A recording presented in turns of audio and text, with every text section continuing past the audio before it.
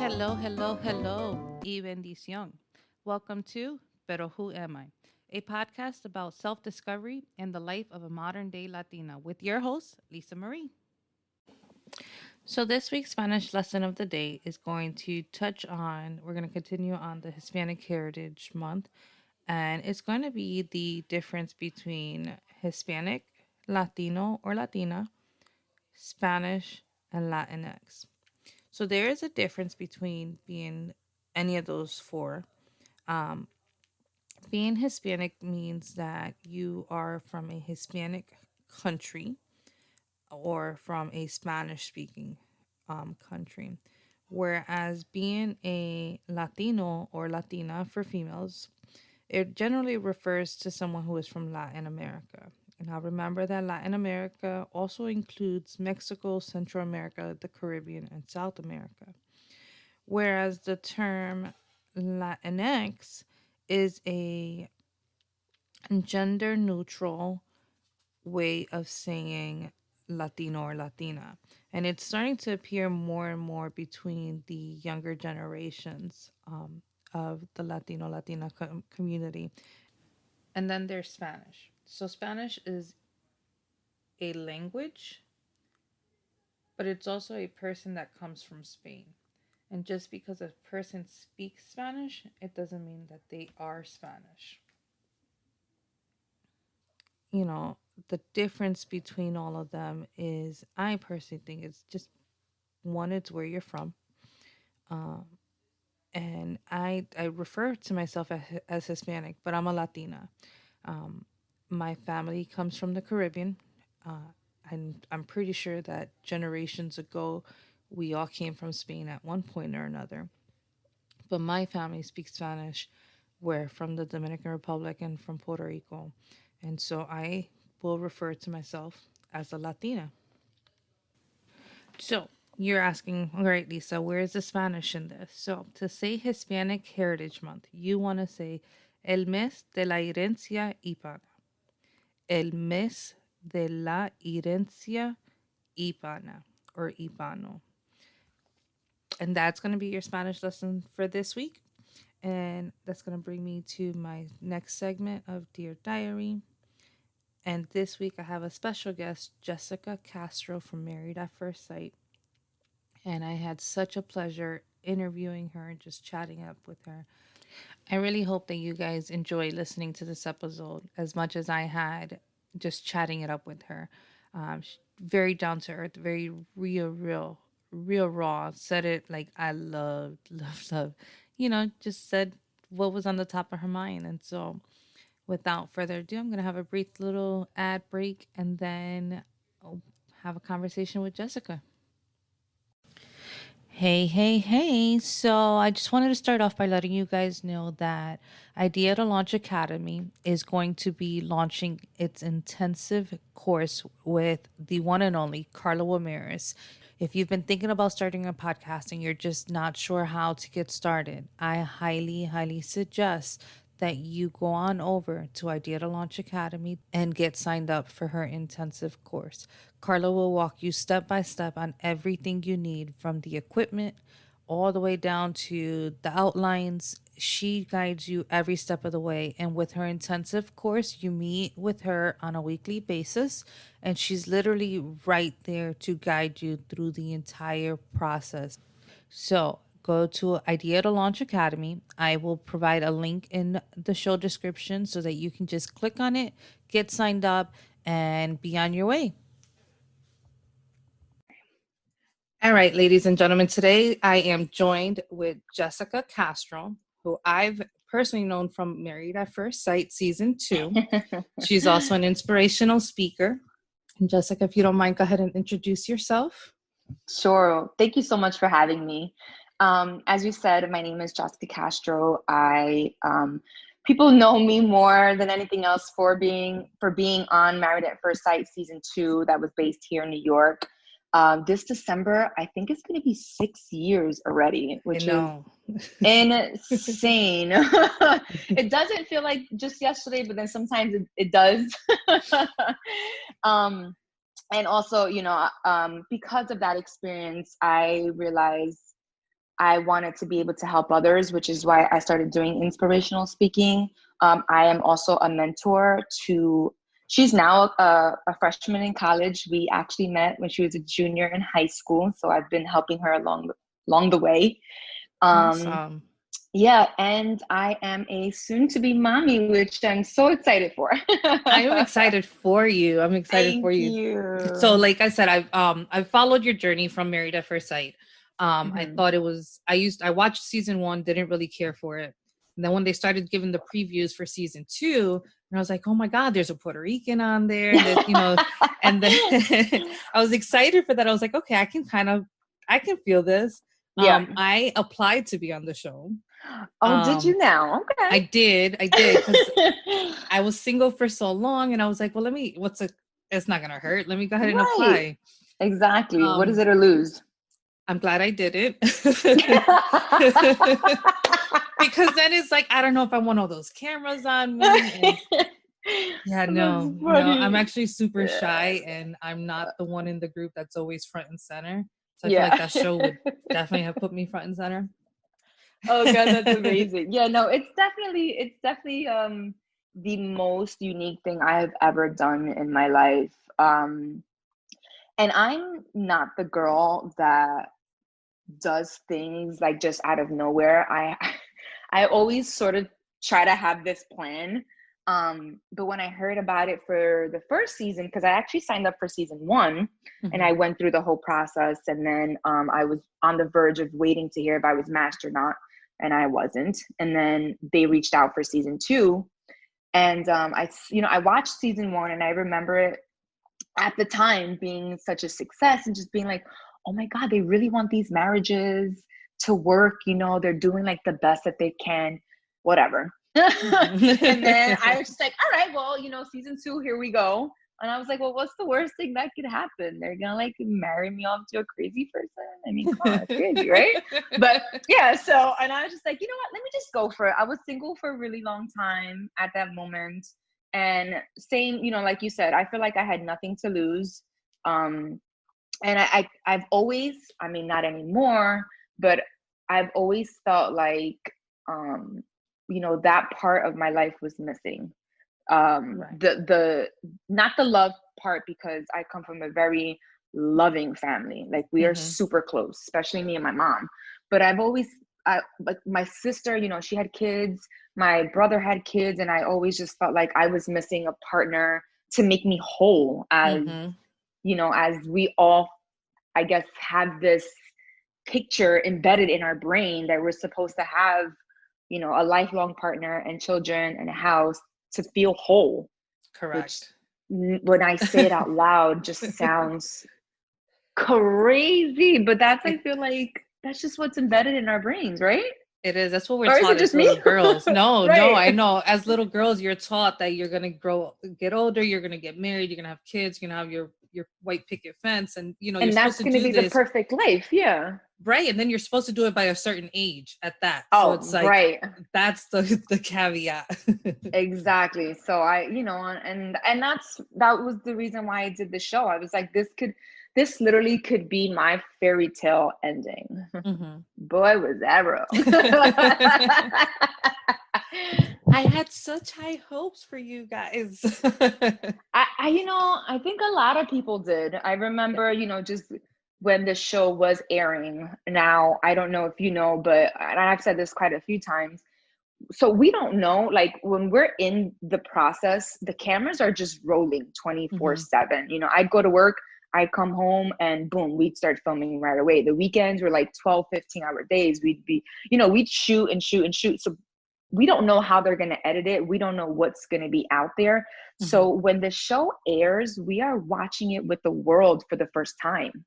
Oh So wow. yeah, we don't know what they have decided to plaster on everyone's television. Right. So That was it fun. was it was it was definitely an experience for sure. So one of the things that a lot of people say is that with the Married at First Sight, these people are the cast is creating this persona that's not truly them. Do you feel that you Mm. stayed true to yourself the entire time? I know that I stayed true to myself the entire time. The cries. I'm a Cancer. I'm just an emotional person. I do not like confrontation. I've never liked confrontation.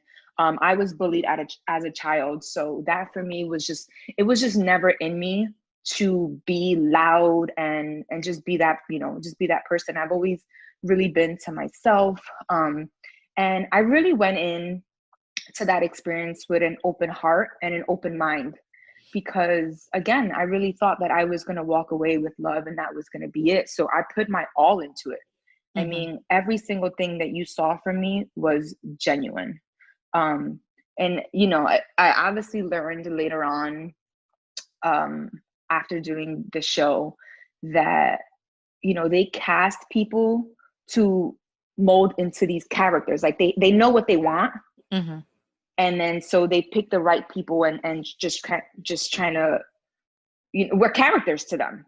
That's really what it is. Right. And I think that some people really feel the pressure when the cameras are on. But for me, I was just like, this is every day. This is my life. This is who I am. I'm not going to change. And you're going to see the ugly cries. And I don't care how many times I cried. I think I might've cried every single damn episode. Yeah. But that's just me. But see, that made you also relatable, because it's like, you were showing your emotions and you were showing who you are.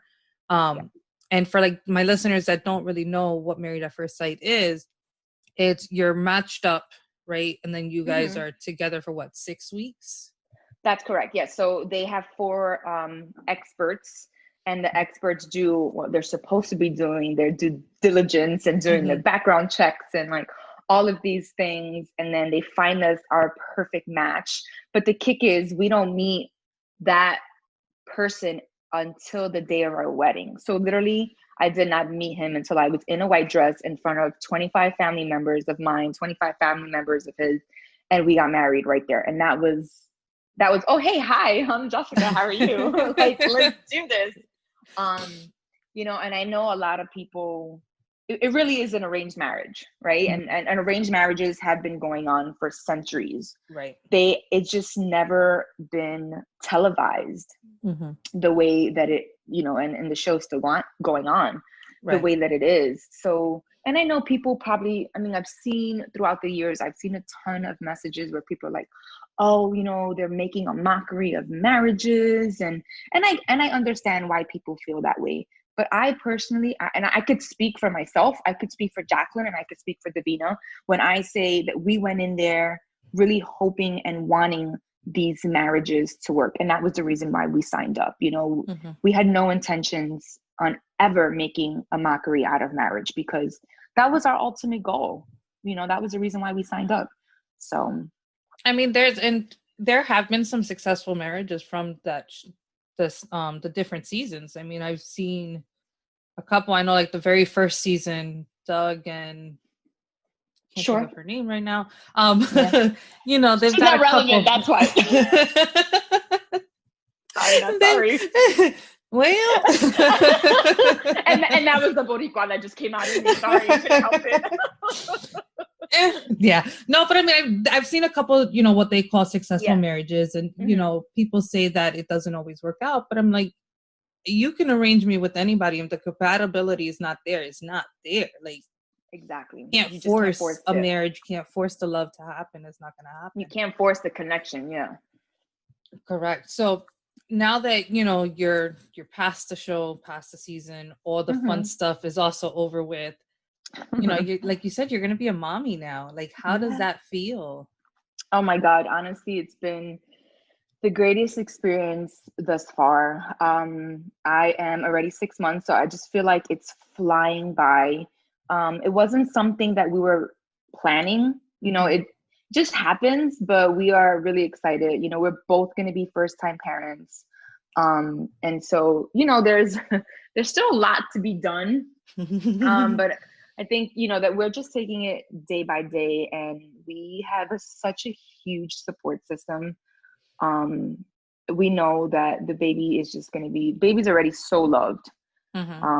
So we're really excited. He's going to be the only boy, right? Yes. So, so from my side, so my parents have 5 granddaughters. His side, they have a mix of boys and girls. Mm-hmm. But for my mom, this is going to be her first grandson. So, How exciting. oh my God, everyone is just like beyond thrilled. I don't even know what another word for beyond is. But yeah, he's going to be super loved and super spoiled. And we're just so ready for this new journey in our lives that, we didn't expect was going to happen, but here we are. So do we have marriage coming up soon next? I mean, he knows my ring size. So, I mean, I don't want him to feel like he's being pressured, but I'm also like, I'm not going to wait 10 years for a ring. But, when it comes to that, like, we're on the same page. We both want to be married. We obviously, want to have children. We want to be able to buy a house. We want all those things, but, everything is in due time right now. So we're just taking it one day at a time. And right now the main focus is the baby. So we'll see. That's awesome. I'm actually planning my wedding. Oh my God. It's super exciting, but at the same time, super nerve-wracking because we decided during this process we're going to buy a house. So now it's like, double what do we do? Yeah, that's right. That's a lot. So like you said, you had your married at first sight wedding. You had 25 family members. 25 family members would literally be my mom, my 4 sisters, my 2 brothers, and all their kids. That's it. Yeah, that's not even like extended family. Oh, I mean, I get it. Trust me. When we did the gender reveal, we wanted to keep it small and intimate, and that really worked out. Obviously, other family members and friends understood. Mm-hmm. But now that we're trying to plan this baby shower, and we're trying to keep it, obviously at a good number still because of COVID, and we completely understand. We both work. We're both essential workers, so thank God we both, we've been really good. But we want to keep it like that. But even then, I'm just like, all right, my immediate family alone. I'm like, oh my God, I can't. I don't know how to keep it small. You can't. It's the hardest thing. And I think that's definitely like the Hispanic in us is that, we come from big families. And then, God forbid you don't invite that one tia that doesn't ever show up, but she'll show up to this. Oh, yeah. See, and I mean, I feel like it's just going to sound really bad probably, but I'm going to say it anyway. I feel like we kind of got lucky because out of town family members are like, well, we understand because of COVID. And so, because I have a lot of like my godparents, I would love for them to be here, but it's just not safe for them. And it's not safe for me and the baby and stuff. So, that kind of, it kind of works in our favor a little bit. See, I have the opposite. Everybody's here.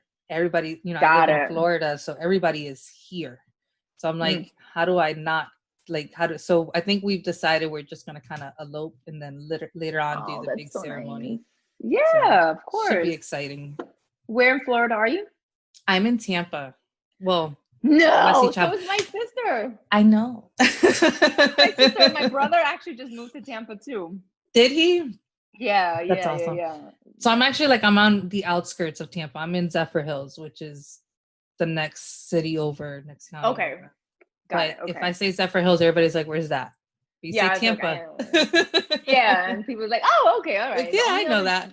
The only town I know, I mean, obviously, where my siblings are, and then the only other town I know is Brandon. Mm-hmm.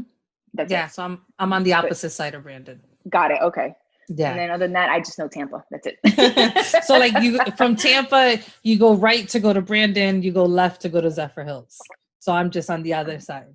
Got it. Okay. Yeah. So, but no, I love seeing when you're in town and you're at the beach and you're with your nieces and stuff. I'm like, yeah, she's so close. I know. It's been, I tried to go to Florida for Labor Day weekend, and my OB was like, girlfriend, you ain't going nowhere. I was like, all right, fine. I know. I was like, but I'm going to stay home. I really just want to see my nieces. I haven't seen them in a really long time, because I travel there at least twice a year. Mm-hmm. I try anyway. And I just haven't been. But I'm so happy that they're actually, all my 5 nieces are coming for my baby shower and my siblings. So I'm so excited to see them. That's awesome. I love how Yeah. you are so family oriented. Like it reminds me a lot of like, especially your relationship with you and your mom. Like my Ugh, mom and I like that, like super yeah. close. So I love that. It's important. I mean, it's important to have such a strong, supportive backbone because, I feel like honestly, I don't know where I would be without that woman. She's just everything. Even now, just coming back into my place because I'm in the middle of moving. Mhm. I'm like, Mom, home. She's like, all right, I'll be there in a few. I'm like, yay! I love it. I know Yeah, it's no, my really an mom has amazing been there feeling. for me like through thick and thin. And there have been Oh, times that I know I I've love done it. shit to piss her off, and she's Yeah, just like, they love us unconditionally. That's just what it is. yeah, that's when the government name comes out and she calls me my full name, and I'm like, I'm in trouble. I I tell love everybody, I'm it. like, I'll answer to Lisa. I'll answer to Lisa Marie. Do not call me by my first name because then I know I'm in trouble. No, that's so funny. So now That's that awesome. you've got baby coming and everything like that, how is Mhm. one of the things you do is your inspirational speaking. How has that kind of been affected? Um, I think COVID honestly just threw everyone off. Hmm. So I obviously haven't been doing anything in person. I really haven't been doing anything really, to be honest. I mean, I work full time and then I do go to school in the evening time as well. But the one thing that I have been doing and I have been on track with is staying really close with my mentor. Hmm. I'm sorry, with my mentee. Like I said, I met her as a junior, and it's through a program called I Mentor. And what it is, um, you want to build these bonds and this relationship, and I feel like we've done that. She's also Latina. She's from the neighborhood, so we have, even though the age difference is it's pretty big, we still have a lot in common. And for me, I mean, I had dropped out of college in my early 20s, and then in my early 30s, 10 years later, I decided to go back. Hmm. So, but for her, I want, it's like my little sister. I want her to be able to just go right into it and do the best that she can, and have my support. And she's such a smart young woman. Like it took a little while to figure out what she wanted to do, but I feel like we've all been there. Hmm. At times I'm still like, oh God, I don't want to do this anymore. I want to do something else. Um, and so we finally got to where, she knew what she wanted to do, but she knew that she wanted to go to college, which I think is amazing because I feel like at 18, I don't know if I wanted to go to college or not. Right. She was so persistent and just staying on top of her to do things. But even now with the new semester, I can't imagine having to do everything virtually with 4 to 5 classes. I do one and I'm just like pulling my hair out, Hmm. Yeah. so, and I just told her, just like, make a schedule and don't overwhelm yourself, do one thing at a time. And she's like, yeah, I've already done that. I've actually already started my assignments, so I don't do them at the last minute. I'm like, yes, girlfriend. Yes. Yes, I love it. I love it. She's such, like, I'm supposed to be motivating her, and sometimes honestly she motivates me. Right. That's So awesome. I really, I wish that I had a mentor at that age because, maybe things would have been different, educational wise. I mean, Hmm. listen, I don't regret any of my decisions. I am where I am for a reason. But I think it would have definitely been nice to be a mentor. So that's why I take that role very serious. And I also, as we've mentioned, I have 5 nieces. Hmm. So they look up to me. They Correct. really do. And I don't think I really understood and or knew that they were watching my every move until they saw Titi Jessica on television. And I was just like, oh crap, I have these 5 little humans looking up to me. At the time it was 3, but now Right. it's 5 in total. And I'm just like, it's really important for me to do the right things, say the right things, show the right things on social media, because they really are watching, even when we think they're not. um but I people still say to me, I'm an inspiration, and I really just feel like I'm just trying to better my life the best way that I can and just really staying true to myself. I'm not always in the best of moods. I don't always have the best days. And I tell people that I feel like I've been a raw, honest, and open book since day one. And I tell people that too, it's okay to have bad days. You should. Exactly. They're therapeutic. It's Yeah. okay to seek help. It's okay to speak with someone. I've done all of that. There's no shame in it, Right. So I think for me, it's just about just being this person that all these women and men look up to through my social media right now, because that's, really that's the only way that it can happen. And I still speak with a lot of, I hate the word fans. So I still speak with a lot of my following on social media. And that for me right now is the best way that I can stay an inspiration to them. So how did you handle a lot of the negativity after your season ended? Oh girl, I was like block, block, block, block, block. I had to block someone this morning, okay? No, yes, I did block a lot of people. And at first it really tugged at me because people were just like, oh well, she deserved this and she deserved that. And these were women. And I'm just like, what the hell? Like what is I don't understand your thought process. But I also learned to understand that not everyone has been in my shoes and or will never be in my shoes. Right. So I can take the criticism and let it really beat and hurt me, or I can take it and then just be like, all right, it is what it is. And I mean, listen, being from Bushwick, you have to have thick skin as it is. And I feel like I grew an even thicker skin after the show because I had to. I was very lucky though, because I stayed true to myself, that I have had an amazing support system when it comes to the following and everyone watching the show. But we all have those people who really want to push your buttons. And there were a few times I slipped up and I would argue with them on social media, and I'm like, really, Jessica, what are you doing? Like, why are you even wasting your time? Right, So right. I just block them. Or sometimes I'll get like a slick comment and I'll just like little sarcasm back and Sometimes, like put but a sometimes you smile on my have to. face. Exactly. Sometimes you have to just put that little bit of like sarcasm, or that little bit of like, Exactly. I got you. That fierceness. Yeah, like I got you. I saw your comment and I got Yes. you. But Yeah. then sometimes it's just like, oh, it's not even worth it. I just like delete it or block it. So I mean, it doesn't happen very often anymore. But yeah, it definitely happened after the show, but it was a lot more positive reactions than negative.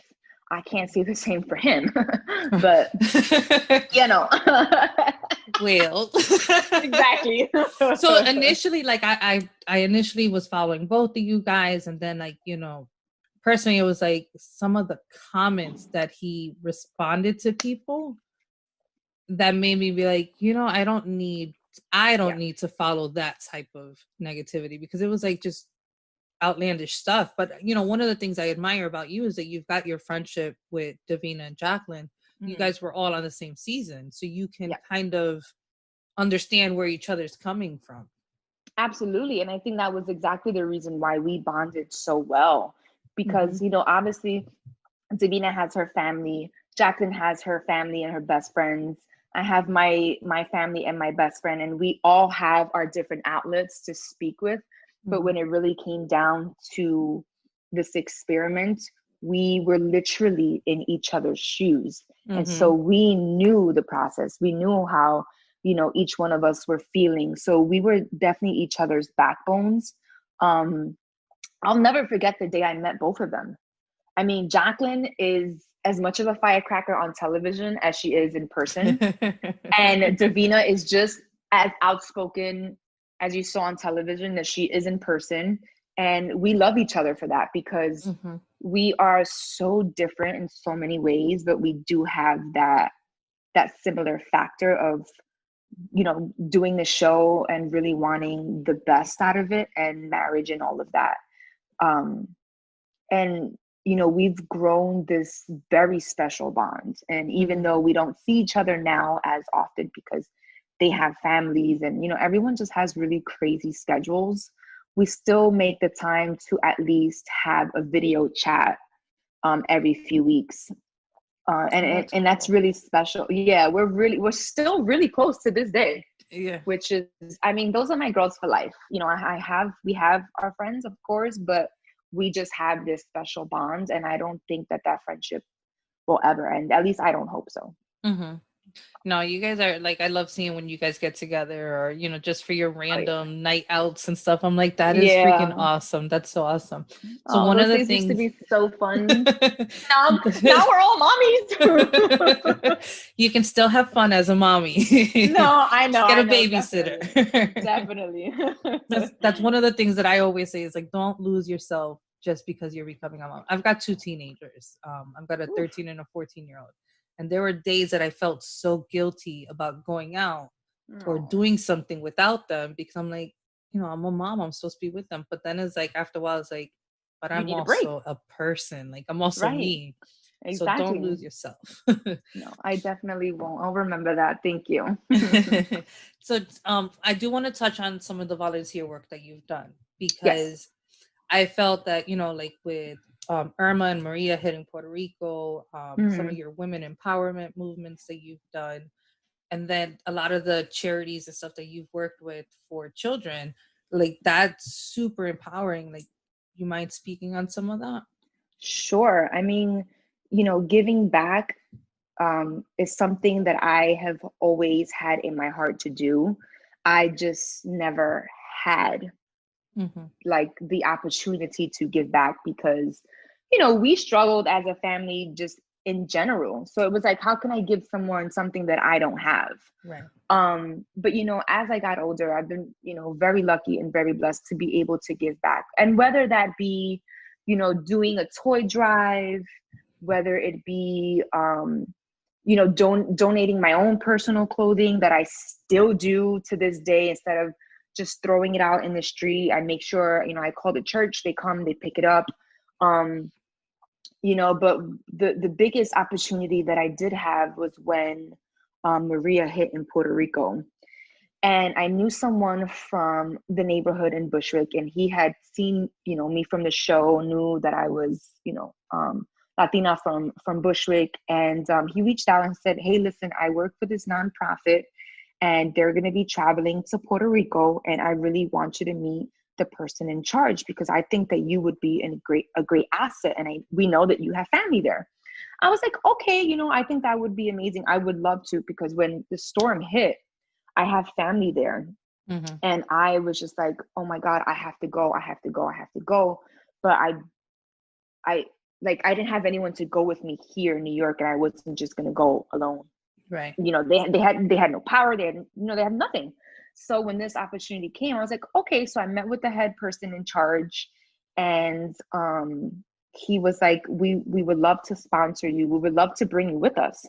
So I was like, all right. This is fantastic. So right before I think I met with the guy, I had a past coworker reach out to me, and he's like, listen, do you know anyone in Puerto Rico that needs a generator? And I was like, wait, what? You have a generator? And he's like, yeah, I have a friend that has a generator and they don't want to throw it out. And they, obviously the storm just hit. I'm sure someone can use it. So when I met the person in charge of the trip, I said, listen, I have a generator. Like, I have someone who has a generator who is willing to donate. Like, how do we make this happen? So we were able to pick it up, and we rented like a huge truck, and we flew out to Puerto Rico, and they gave us such a hard time to release that truck with we had like full living room sets. We had food, water, anything, clothing, anything and everything that you could think of, we had in that truck. I think we were on ground for like 3-4 days before they actually released the truck to us. It was a nightmare. Wow. Like, the government was they were just being so hard about everything. And I was only going to be there for 5 days. The team, they were there a little longer. But thankfully we were able to have it released the day before I left. And so we did that. And we were staying in Aguadilla because we had a coworker's family's house to stay at. Mm-hmm. And there was no light.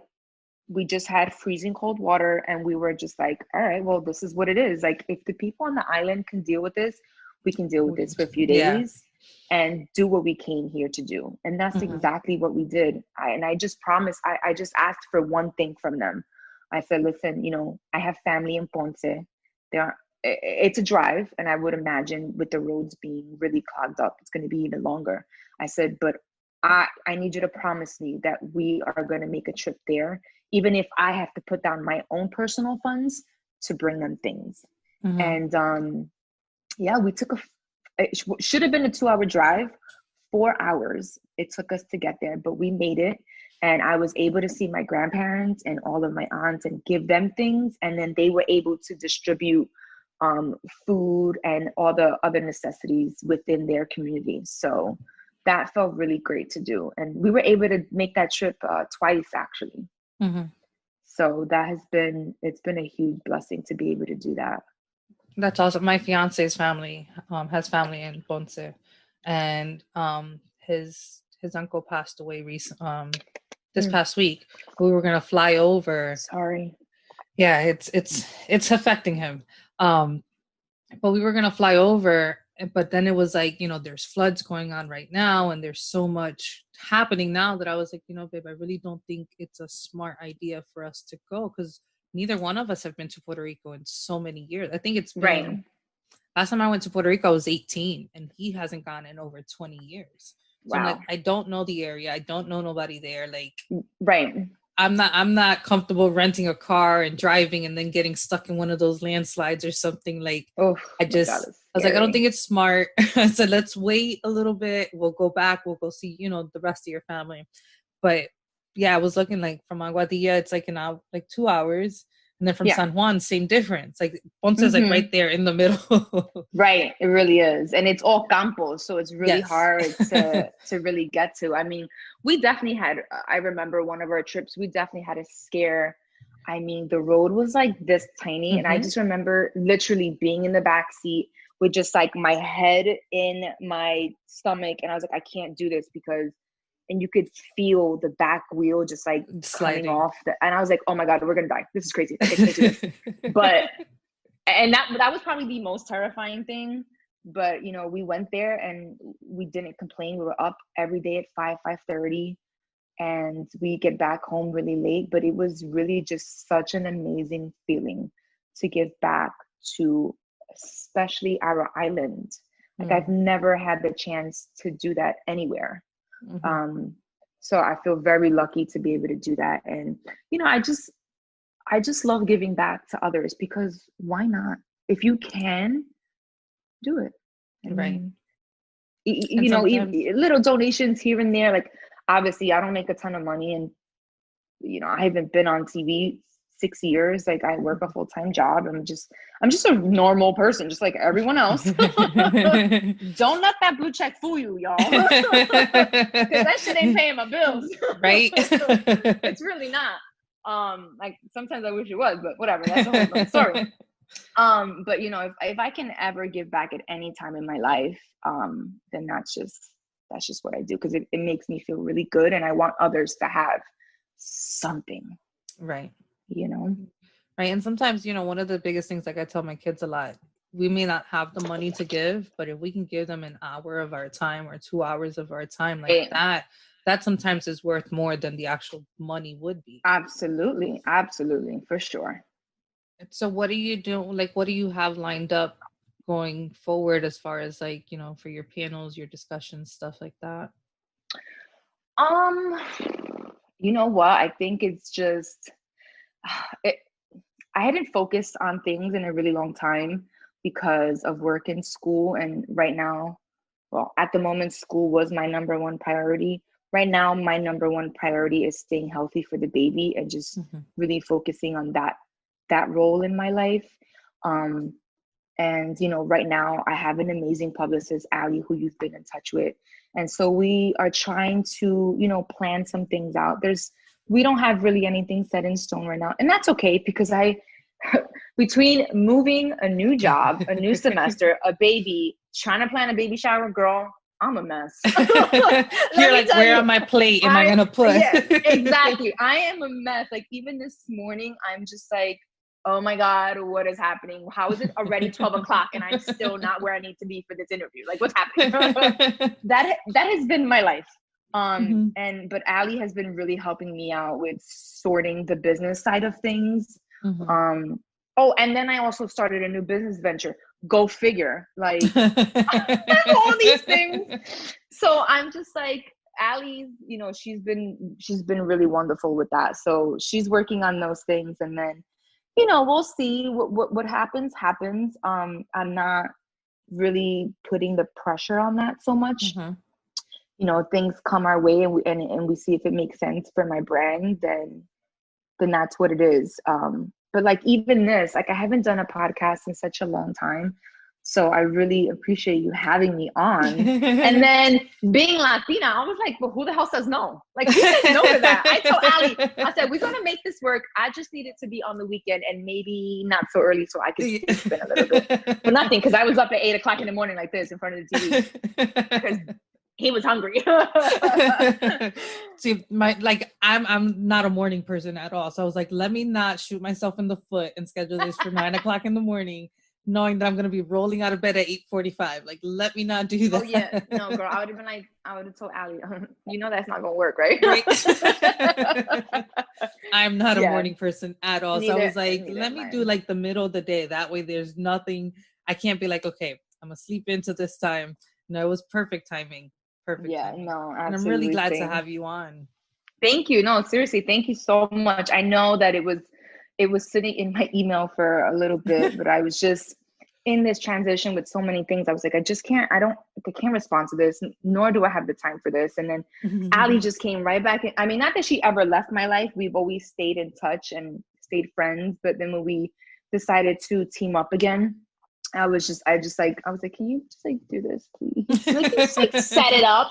I was like, I definitely want to do it. I mean, I definitely want to do it. Just a matter of figuring things out. So I'm happy that we were able to figure it out and get it.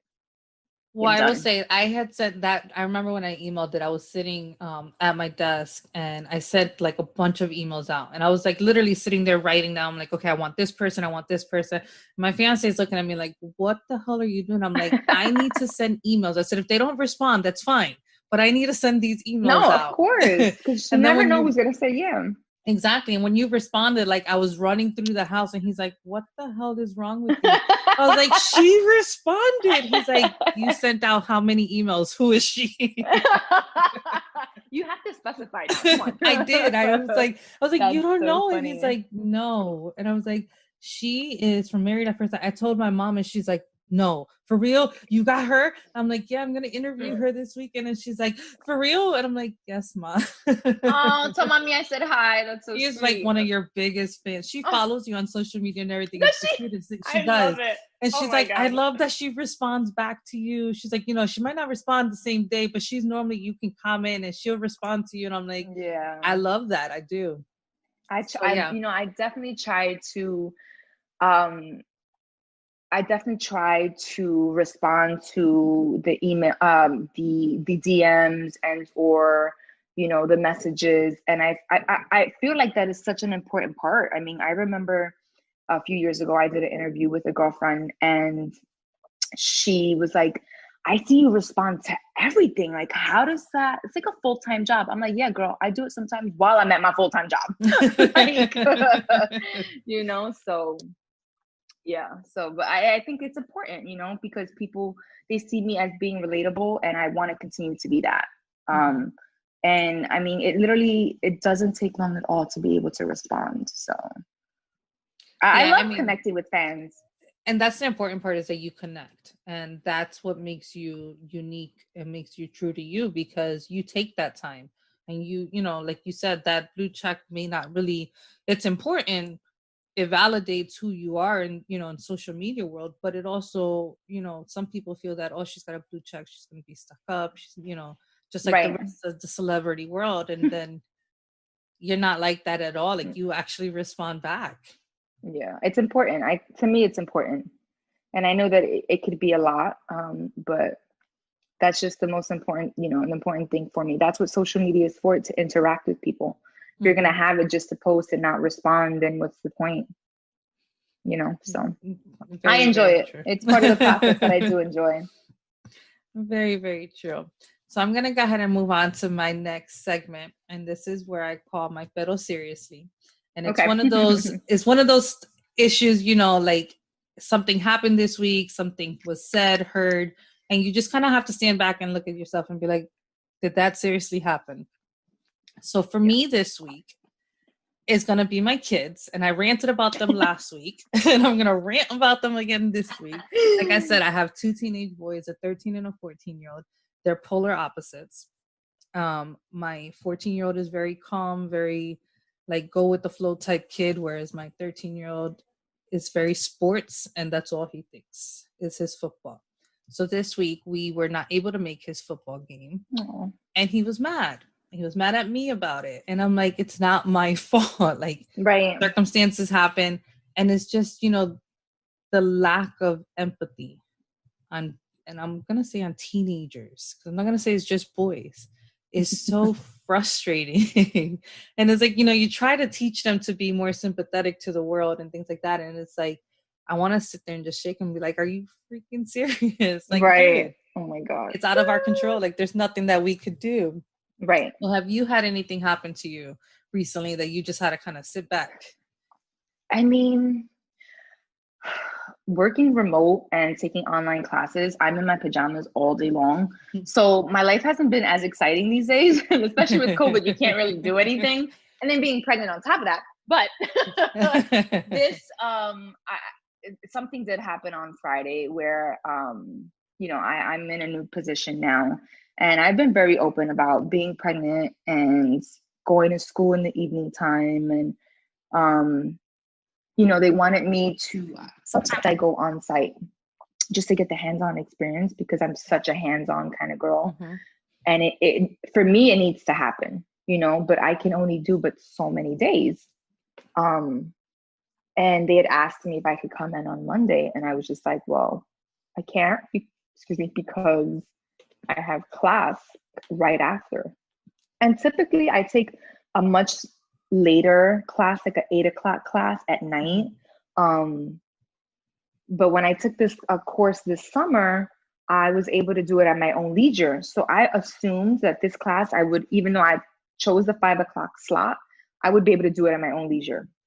I was wrong. And the professor gets on audio at 5:00 Mondays and Wednesdays. Like that's when our class is, and that's that. And I get off at 5. Mm-hmm. So obviously if I'm home, I can just switch from the work laptop to the school laptop, no problem. But if I'm just leaving on site at 5, where am I going to take this course? I'm not going to stay in the building till 7, 8 o'clock at night and then get home at 9, 10 o'clock.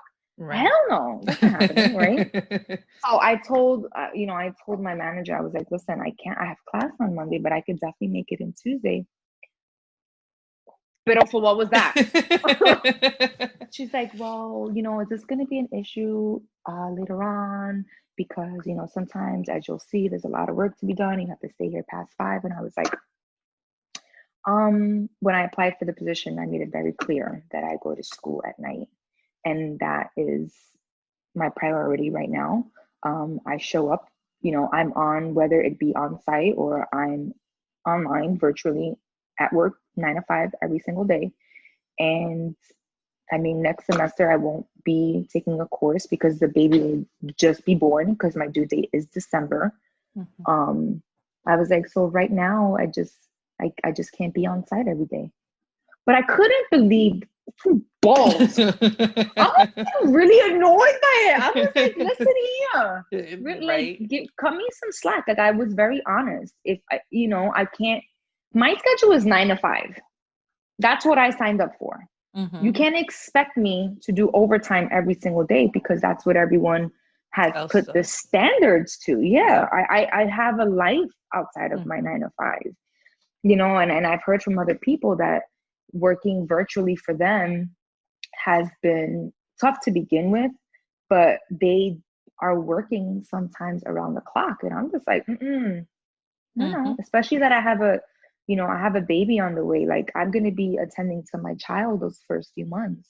And if I have to run out at exactly 5 o'clock, I am out at exactly 5 o'clock. 4:59, my purse is in my Yeah, hand. yeah, right. Like, run into the bathroom, gotta go. So I was really kind of annoyed by that. But then in my head, I'm like, you know what? However she feels about the situation, that has to do with her. That has nothing to do with Right. me. As long as I show up and I show out and I do my work, then there's nothing that can be done about it. Right. School, I'm trying to better myself for my future self and my future child. Why are you making it an issue? I was really annoyed by that. I mean, she could have offered. She could have been like, well, come in and work until like 3 o'clock and then go home and finish the rest of your day at home. No, actually, you know what? Not yesterday, but the beginning. She was like, well, if you need to stay here later to just take the course. And I'm like, I'm not going to be here till 8 o'clock at night when I've been here since 9 a.m. No, I want to be in the comfort of my own home. Come on, girl. Let's be serious. I was really annoyed. I want to be in my pajamas. Yeah. I just hope that they don't listen to this podcast now.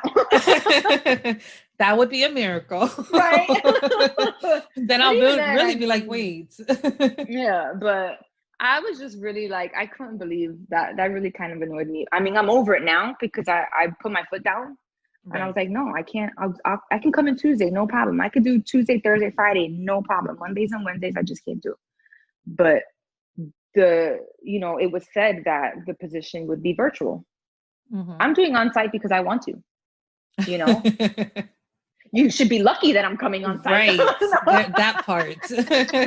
That part. Because it's unbelievable how some of these employers expect you to go above and beyond, and then they don't want to pay you above and beyond. I mean, I had something similar, a position opened up in my job, and it's not even like, it's literally my same position, just for a different group of people. Well, that group of people is 10 times more work. And they were like, hey, Lisa, you want to, come over and switch over? And I was like, are you paying more?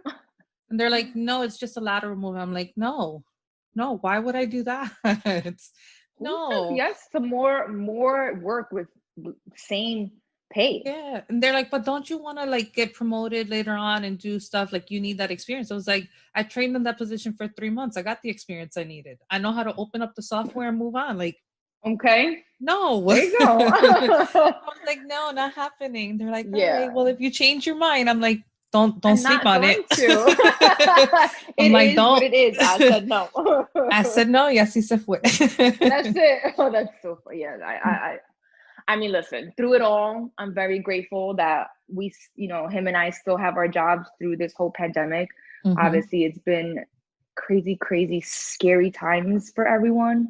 So even though I'm just like talking caca right now, I'm very, very lucky to still have a job during this pandemic, which I can't believe is still happening. I know. That's another topic. That's a whole nother ball game. And then, I mean, I'm in Florida. So, Florida didn't take it as seriously as they needed to initially until it was too late. And then now it's like, it's still going around. I know. It's so scary. It's really scary. So we just got to keep doing our part. Yep. Absolutely. That's all you can do at this point. I have masks everywhere. Yeah, that's all we can. That's all we can continue to do, and continue to spread that message on our platforms. Mm-hmm. But people are gonna do what they want to do. At the end of the day, so, here we are. So my last segment is gonna be my palabras de la semana. And with this podcast, I started this podcast as a journey of myself, of trying to figure out who I am, where I belong, what I'm meant to do. And I'm 35. So one of the hardest things for me has always been trying to figure out where I fit in society.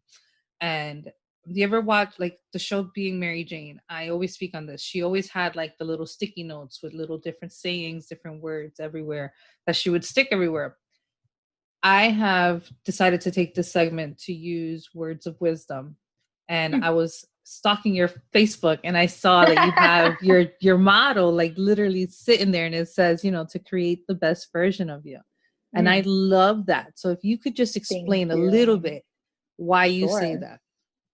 Sure. I mean, I feel like through my whole life for a really long time, I didn't know who Jessica was. Um, I grew up very, very timid, not having many friends, going through so many different experiences. And the show really was a turning point for me as a woman, as a Latina woman at that, Mm-hmm. where, I kind of lost myself to this person, and I realized that that's not how life is. A man doesn't make you, happy. You have to do that within yourself, whether, that is going to be going back to school, changing your career if you're not happy at your job, changing your surroundings, your friends, your family. Just because family is family doesn't always mean that they're supportive and they're positive. There Mm-hmm. have been quite a few family members throughout the years that I've had to cut off. And I don't feel bad about it because they were just such toxic energy. And I'm in just such a better space in my life when it comes to that. So for me, creating the best version was doing what made Jessica happy. And that meant going back to school after 10 years. That meant working out again, because that is really what I was able to release all that anger. Um, Going to speak with someone, I have no shame in that. I saw a therapist for a little while, and it was so comforting to know that this person was listening without judging. Mm-hmm. Um, and that just meant really just being happy within and for myself, because if I'm not happy, how can I be happy and share that with everyone else? Again, I really learned through this experience that I love to help others, and I love to give back. And so that's why I started mentoring. That's why I started doing volunteer work. None of that had to do with money. It was just something that I wanted to do to help others because I could. And all of that combined is really what makes me, and my family, of course, my family and my Mm-hmm. friends, and really just having that close bond with them. And all of that really meant just creating the best version of myself. And I figured, if I can do that with everything that I've been through, then anyone can do that.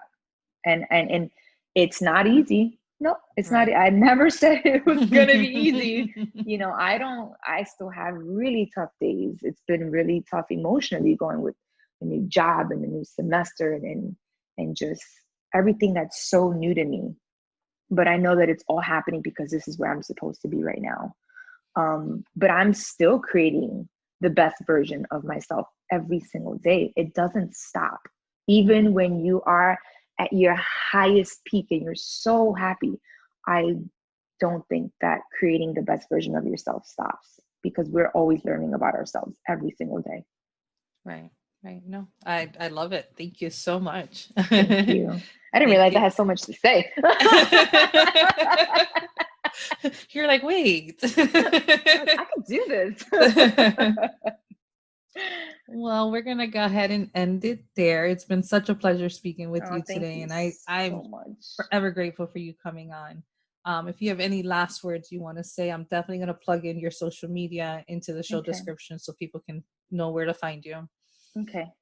Um, I mean, really just thank you. I want to say thank you so much for even giving me this opportunity. They don't come around often, but when they're right, they're right. And this one just felt right to do.